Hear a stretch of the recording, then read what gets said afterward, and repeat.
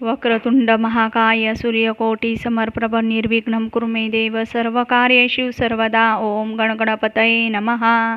सर्वमंगले मांगल्ये शिवे सर्वार्थसाधिके शरण्ये त्र्यंबके गौरी नारायणी नमोस्तुते. नमो देवे महादेवे शिवाय सतत नम प्रकृते भद्राय नियता प्रणता स्मताम. ओम श्री महालक्ष्मीचे विद्महे विष्णुपत्नीचे धीमहि तन्नो लक्ष्मी प्रचोदयात.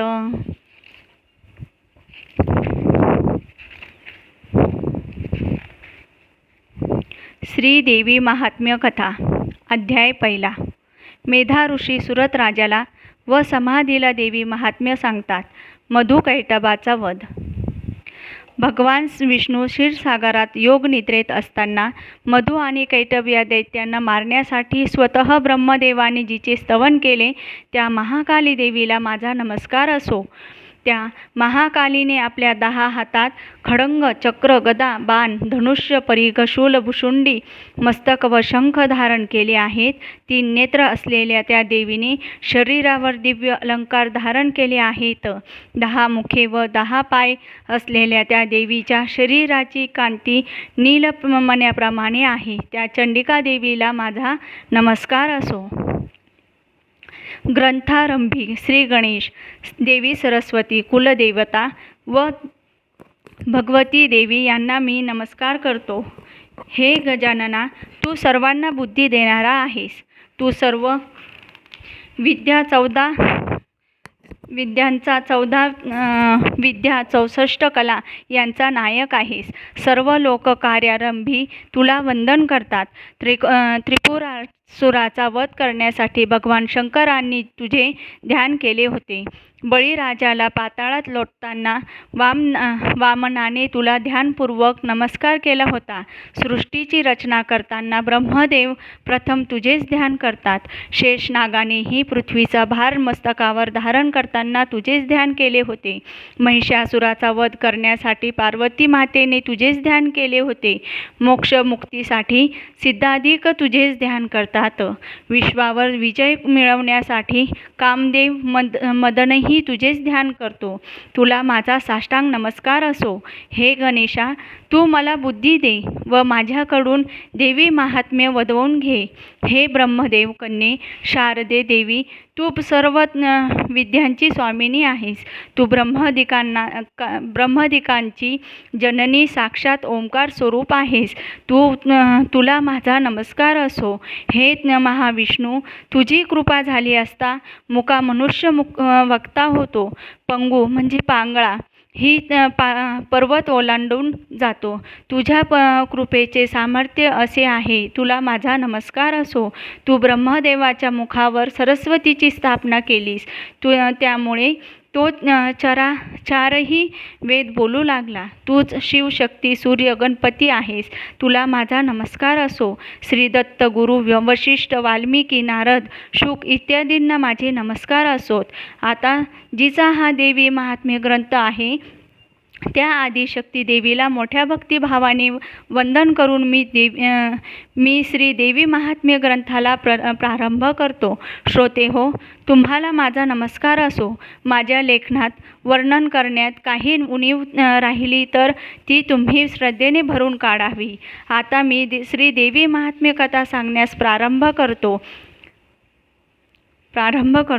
कथा आहे फार प्राचीन काळातील, अगदी द्वापार युगातली. एकदा निमिषारण्यात अनेक वर्ष चालणाऱ्या यज्ञासाठी शौनकादिक अनेक ऋषी एकत्र जमले होते. ते सर्वजण वेदविद्या जाणणारे होते. आयुर्वेद, धनुर्वेद, ज्योतिर्वेद, गंधर्ववेद या 4ही उपवेदांचे चांगले जाणकार होते. त्याचप्रमाणे वेदांत, न्याय, मीमांसा, तर्क, चार्वाक ही सहशास्त्रे, व्याकरण, साख्य, योग, शिल्प, सूप, काम, कोक, वैदक, पातंजल योग ही उपशास्त्रे यात ते सर्वजण मोठे प्रवीण होते. ते सर्व ऋषी पुराणिक सुतांना म्हणाले, तुम्ही व्यासांचे शिष्य आहात.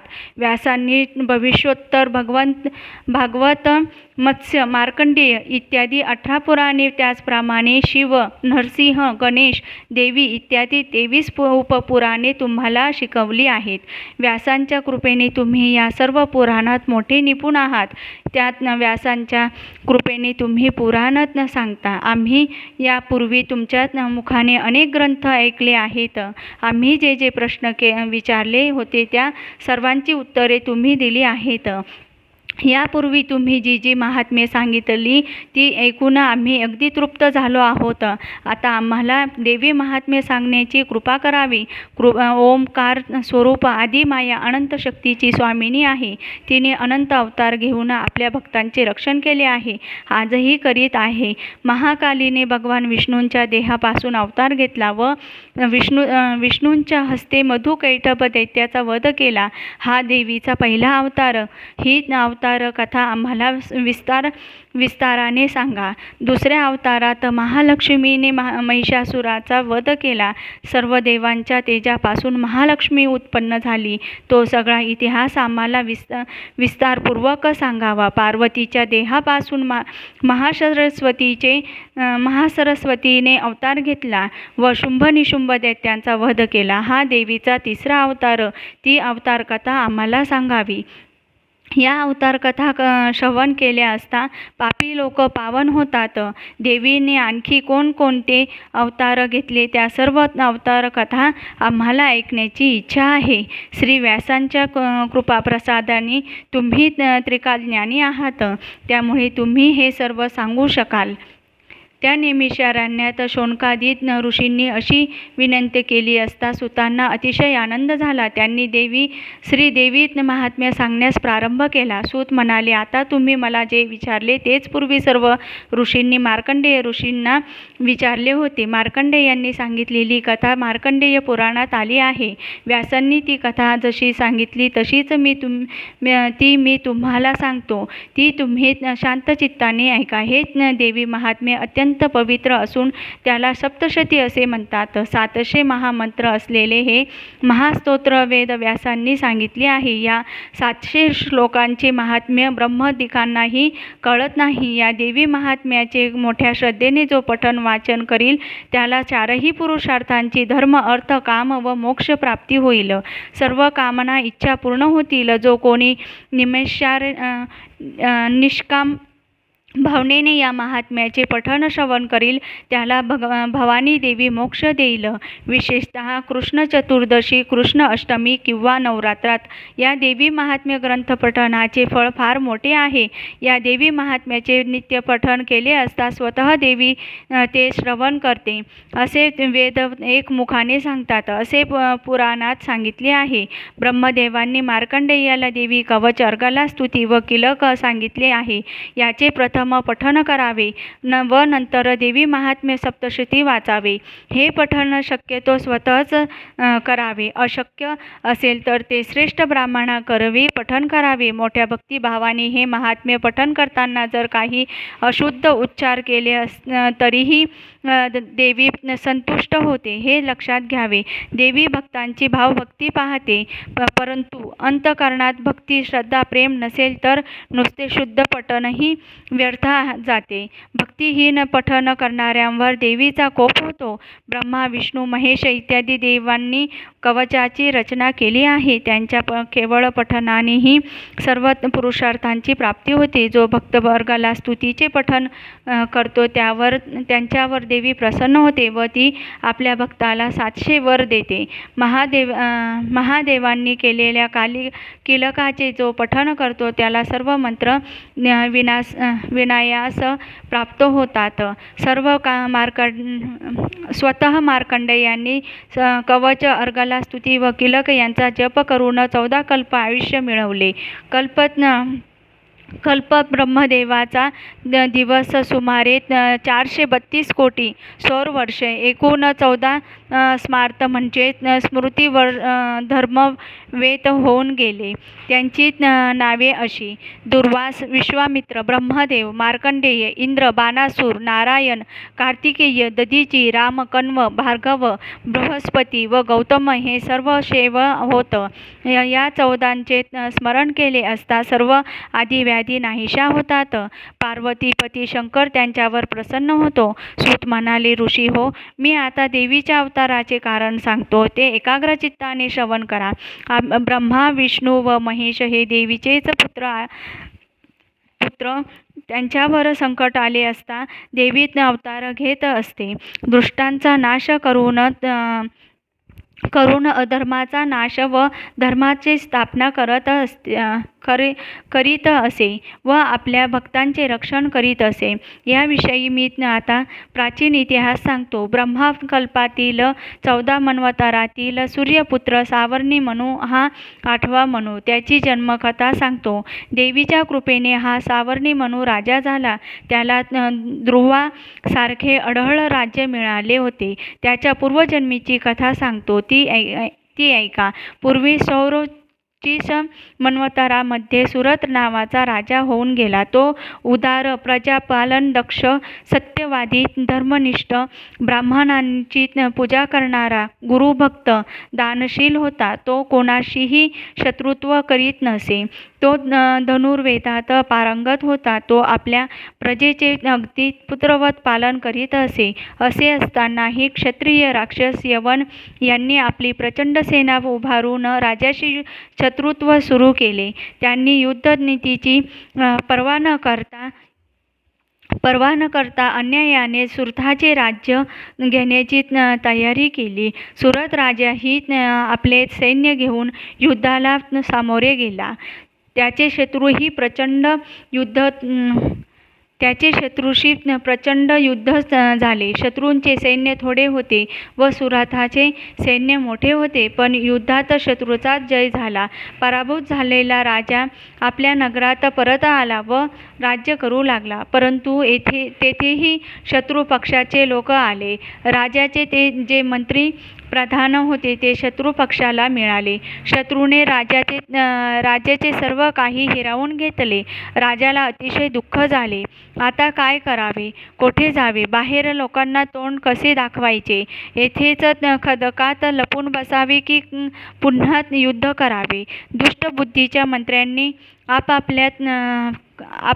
आपल्याला पकडून शत्रूच्या हवाली केले तर आपले काय होईल, असा विचार करून अतिशय खिन्न झालेला तो सुरत राजा एकटाच घोड्यावर बसून कोणालाही काही कळू न देता नगरातून बाहेर पडला व एका घनदाट अरण्यात शिरला. त्या अरण्यात तपस्वी मेधा ऋषींचा आश्रम आहे हे जाणून तो राजा त्या आश्रमाकडे गेला.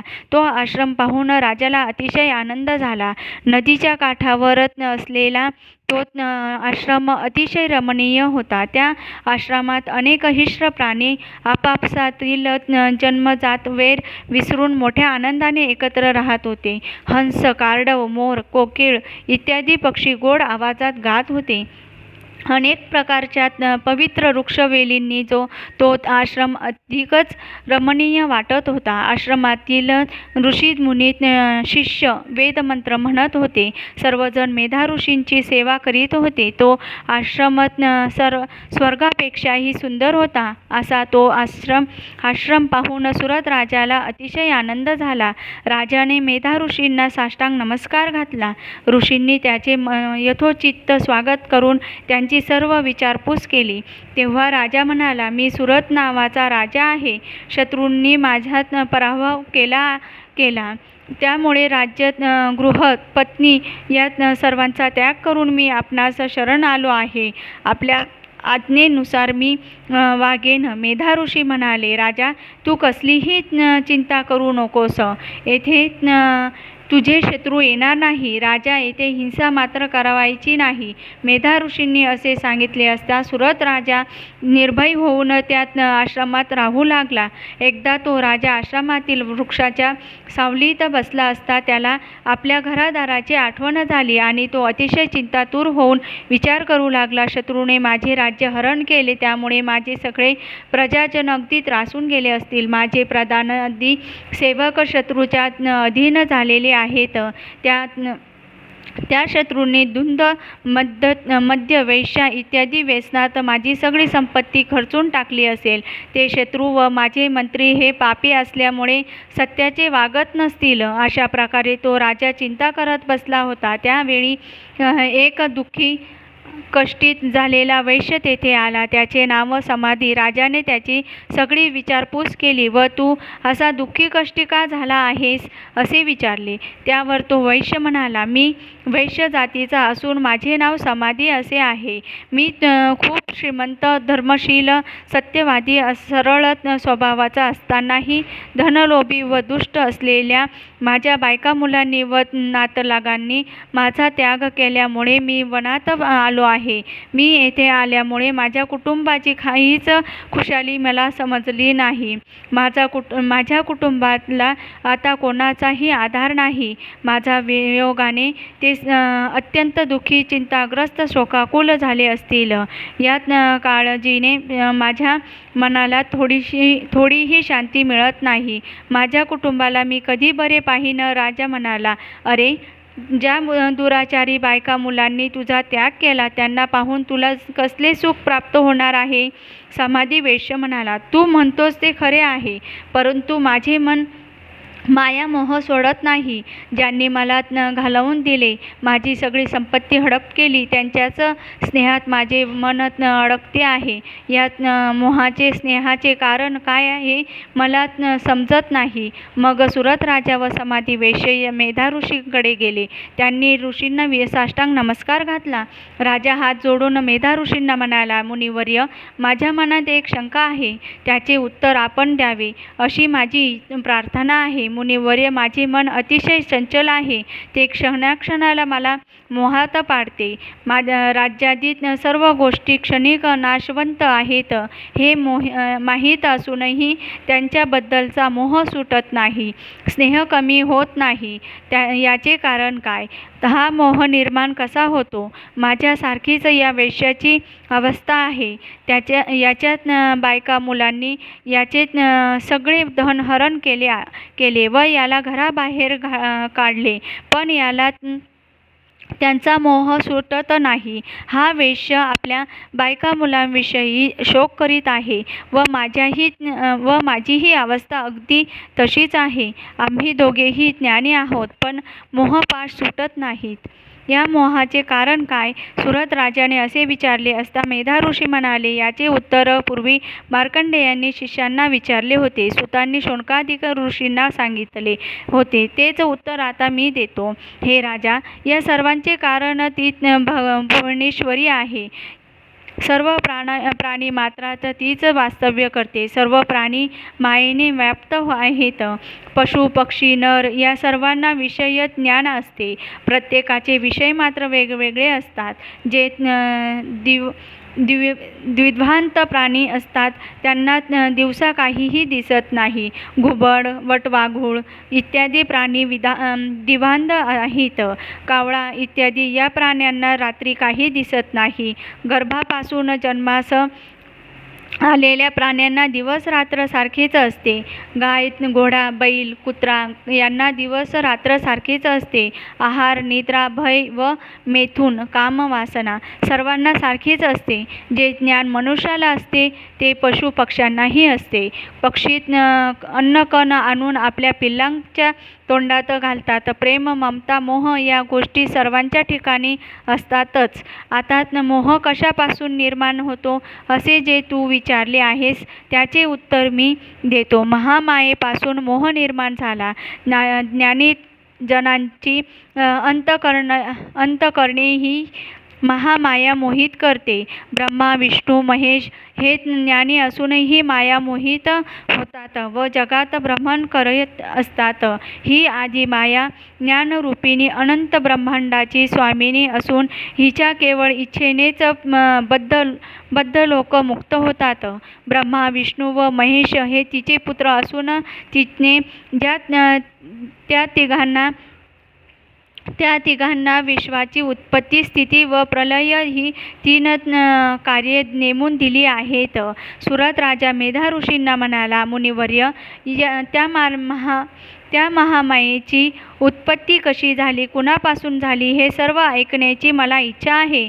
हे सर्व सविस्तर सांगण्याची कृपा करावी. सुरत राजाने ऐसे विचारले असता मेधा ऋषी म्हणाले, राजा, खरे पाहता ती महामाया देवी नित्य स्वरूप आहे. तिला जन्म मरण काहीच नाही. तिने संपूर्ण विश्वाला व्यापले असून तिच्या इच्छेनेच जगाची उत्पत्ती स्थिती व लय होतो. ती अनेक रूपांनी प्रगट होत असते. ती नित्य आहे. तिला जन्म नाही, पण वेळोवेळी ती देव कार्यासाठी उत्पन्न होते. म्हणून लोक देवी उत्पन्न झाली असे म्हणतात.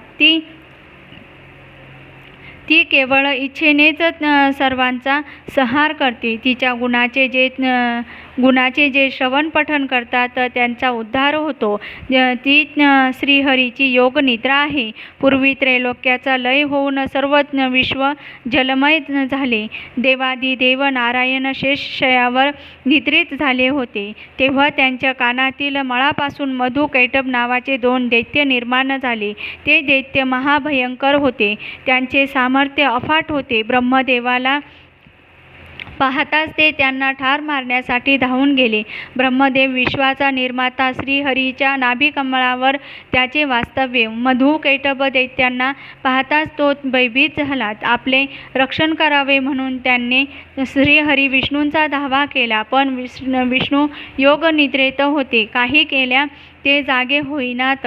आता काय करावे, कोणाला शरण जावे, आता आपले रक्षण कोण करणार, अशा विचाराने काळजीत पडलेले ब्रह्मदेव विचार करू लागले. त्या योगनिद्रेने विष्णूला निद्रिस्त केले होते. ती योगनिद्राच विष्णूंची स्वामिनी आहे. म्हणून त्या योगनिद्रेचे आदिशक्तीचे स्तवन करावे, म्हणजे तो विष्णू निद्रात मुक्त होऊन या दैत्याशी युद्ध करील, असा विचार करून ब्रह्मदेवाने योगनिद्रेचे स्तवन केले.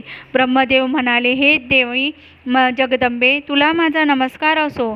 तूच स्वाहा स्वदा वषटकार आहेस. सर्वज्ञ स्वर तूच आहेस. तूच जीवनदायी सुधा अमृत आहेस. हे देवी, तू ओंकार स्वरूप आहेस. तूच ब्रह्मा विष्णू महेश या 3 देवांना धारण करतेस. म्हणून तुला त्रिधा असे म्हणतात. हे देवी लक्ष्मी, पार्वती, सरस्वती, तूच आहेस. तूच या विश्वाला धारण केले आहेस. हे देवी, तूच या विश्वाला निर्माण करतेस, त्यांचे पालन करतेस व शेवटी तूच या विश्वाचा संहार करतेस. ही तिन्ही रूपे तुझीच आहेत. हे देवी, कीर्ती, मती, धृती, कांती, श्रद्धा, रती या रूपांनी तूच सर्वांच्या ठिकाणी वास्तव्य करतेस. हे माते, तूच काळ रात्री, महारात्री, महोरात्री आहेस. तूच शोभा, लज्जा, बुद्धी, तुष्टी, पुष्टी, शांती आहेस. माते, तू खड्गधारिणी, शूलधारिणी, घोर रूपा आहेस. तू गदा, चक्र, शंख व धनुष्य धारण केले आहेस. बाण, भुशुंडी, एक अस्त्र व परिघ ही तुझी अस्त्रे आहेत. तू सौम्यांतर सर्वाधिक सुंदर आहेस. तू परात्पर परमेश्वरी आहेस. सगळे स्थावर जंगम विश्व तूच आहेस. महाभूते, शक्ती, काळ तुझ्याच सत्तेने चालतात. सत असत ज्या काही वस्तू आहेत त्यांची शक्ती तूच आहेस. माते, या विश्वाला निर्माण करणारा जो नारायण, त्यालाही तू निद्राधीन केले आहेस. अशा तुझे स्तवन करण्यास कोण बरे कोण बरे समर्थ आहे. ब्रह्मा विष्णू महेश यांना तू शरीरधारी केलेस, ते सुद्धा तुझे चरित्र जाणण्यास असमर्थ आहेत, कारण तुझे महात्म्य वर्णन करणे खरोखर दुर्घट आहे. असे असतानाही मी तुझे यथाशक्ती स्तवन केले आहे. हे देवी, मधु आणि कैटभ हे जे 2 भयंकर दैत्य आहेत त्यांना तू मोहित कर व या 2 दैत्यांच्या वधासाठी श्रीहरीला जागे कर व त्यांच्या ठिकाणी या दैत्यांचा वध करण्याची बुद्धी निर्माण कर. मेधा ऋषी सुरत राजाला म्हणाले, हे राजा, मधु आणि कैटभ या 2 दैत्यांच्या वधासाठी भगवान विष्णूला जागे करावे. यासाठी ब्रह्मदेवाने तमोगुणी देवीची 14 श्लोकी रात्री सुक्ताने स्तुती केली. तेव्हा प्रसन्न झालेली देवी विष्णूंच्या देहापासून दूर झाली. तिने ब्रह्मदेवाला दर्शन दिले. भगवान विष्णू जागे होताच ते मधु कैटभ दैत्य ब्रह्मदेवाला ठार मारण्यास धावून गेले. घाबरलेल्या ब्रह्मदेवाने देवीकडे पाहून तिचे ध्यान केले. त्या देवीला 10 हात 10 पाय व 10 मुखे होती. तिचे डोळे काजळासारखे काळे होते. त्या महाकालीने कपाळावर कुंकुम तिलक लावलेला होता. तिचे स्वरूप अतिभयंकर होते. तिच्या 10 हातात खड्ग, बाण, गदा, शूळ, चक्र, शंख, भुशुंडी, परिघ, धनुष्य ही शस्त्रे होती. 10व्या हातात रक्त गळत असलेली मुंडके होते. अशा देवीची जो पूजा करतो त्याला ती अवघे त्रैलोक्य देते. ते मधु कैटभ दैत्य ब्रह्मदेवावर धावून गेले तेव्हा भगवान विष्णू त्यांच्याशी युद्ध करू लागले. ते परस्परावर अनेक शस्त्र प्रहार करीत होते. बाहुप्रहार, मुष्टीप्रहार, लताप्रहार करीत होते. अशा प्रकारे मधु कैटभ आणि विष्णू यांचे 5000 वर्ष घनघोर युद्ध चालू होते. मदोन्मत्त असे ते दैत्य काही केल्या हार जात नव्हते. मग महामायेने त्या दैत्यांना मोहित केले. महामायेने मोहित केलेले ते दैत्य विष्णूला म्हणाले, हे विष्णू, आम्ही तुझ्या पराक्रमाने संतुष्ट झालो आहोत. तुला हवा असेल तो वर माग. भगवान विष्णू म्हणाले, हे दैत्यांनो, तुम्ही जर माझ्यावर संतुष्ट झाला असाल तर माझ्या हातून तुमचा वध व्हावा. मला आणखी दुसरा वर नको. दैत्य म्हणाले, तू निर्जल प्रदेशावर आमचा वध केल्यास तरच आम्ही मारले जाऊ. विष्णू म्हणाले, दैत्यांनो, मी विशाल व निर्जल प्रदेशावर तुमचा वध करतो. असे सांगून विष्णूंनी आपल्या मांड्यात विशाल करून जलावर निर्जल प्रदेश निर्माण केला. मग त्या 2 दैत्यांना आपल्या मांडीवर घेऊन विष्णूने आपल्या चक्राने त्यांची मस्तके तोडली व त्यांना ठार मारले. मधु दैत्याला ठार मारले म्हणून विष्णूला मधुसूदन व कैटभाला ठार मारले म्हणून कैटभारी असे म्हणतात. अशा प्रकारे ब्रह्मदेवाच्या स्तवनाने महाकाली प्रकट झाली. हा देवीचा पहिला अवतार. हे राजा, आता तुला मी देवीचा दुसरा अवतार सांगतो. तो एकाग्र चित्ताने श्रवण कर. हे महाकालीचे आख्यान जे भक्तिभावाने पठन श्रवण करतात त्यांची सर्व संकटे नाहीशी होतात. सर्व बाधांचे निरसन होते. यात तीळमात्र शंका नाही. आता देवीच्या दुसऱ्या अवताराची कथा सांगतो, ती श्रवण करा. श्री भगवती देवीने जसे सांगितले तसेच येथे वर्णिले आहे. श्री मार्कंडेय पुराणाच्या सावर्णिक मन्वंतरातील श्री देवी भगवती महात्म्यातील श्री महाकाली चरित्र वर्णन व मधु कैटभ वध नावाचा पहिला अध्याय समाप्त. श्री जगदंबार्पण नमस्तु. शुभम भवतु.